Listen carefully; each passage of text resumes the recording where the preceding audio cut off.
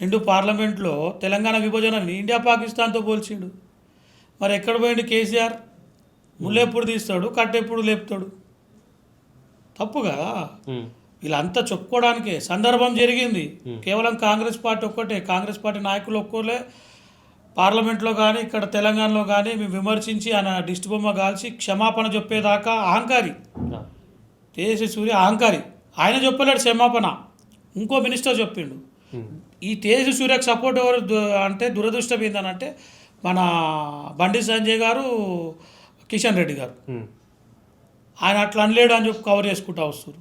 సిగ్గుండాలి వీళ్ళకు. తెలంగాణ విభజన ఇండియా పాకిస్తాన్తో పోలడం ఏంది? ఆంధ్రోలు మానవులే, తెలంగాణ మనమే.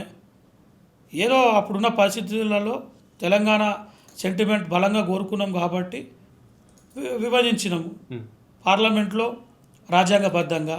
ఇప్పుడు ఇక్కడ పాకిస్తాన్ వాడు, ఇండియా వాళ్ళు ఎవరు? అది ఎంత జీరో నాలెడ్జ్ ఫెలో ఈ తేజస్వి సూర్య. వీళ్ళు ఎంతసేపు మన బండి సంజయ్ కానీ కిషన్ రెడ్డి గారు కానీ, బండి సంజయ్ అయితే అమిత్ షా గారు చెప్పులు మోయనికే నాకు టైం సరిపోదు. అంతే కదా. ఒకటే చెప్తున్నా, ఇప్పుడు ప్రజలు మేల్కోవాల్సిన అవసరం. తెలంగాణ వచ్చింది, అయిపోయింది.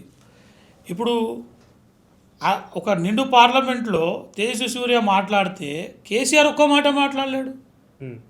తెలంగాణ ప్రజలకు కట్ట కాలేదాకా నేను వాళ్ళ మనోభావాలు కాపాడుతా, కాళ్ళకు ముళ్ళు గుచ్చుకుంటే పంటితో తీస్తా అన్నాడు. మరి తేజస్వి అన్ని మాటలు మాట్లాడితే ఒక్క మాట మాట్లాడు. వేరే మాట్లాడారు, కేటీఆర్ కవిత వాళ్ళు కాదు, ఈయన జాతిపిత అది అని మాట్లాడతారు కదా బాపు. మరి నోరుకి ఏమైంది? నోరు పడిపోయిందా, లేకపోతే తాగి వండుకుండా, లేకపోతే నిద్ర వస్తుంది? ఏంది ఆయన అంటే? ఏజ్ అయిపోయిందా, మతిస్థిమితం కోల్పోయిందా? ఇవన్నీ మాటలు ఎందుకు అంటున్నా అంటే మనసు బాధ అనిపిస్తుంది. 10 ఏళ్ళు తెలంగాణ ప్రజలని దోచుకొని తిన్నటువంటి నువ్వు ఇప్పుడు ఇంట్లో కూర్చొని ఫామ్ హౌస్లో కూర్చొని పైసలు లెక్క పెట్టుకుంటున్నావా? తేజస్వి సూర్యని అనడానికి నీకు గట్స్ లేవా? నీ కొడుకు మాట్లాడమేంది?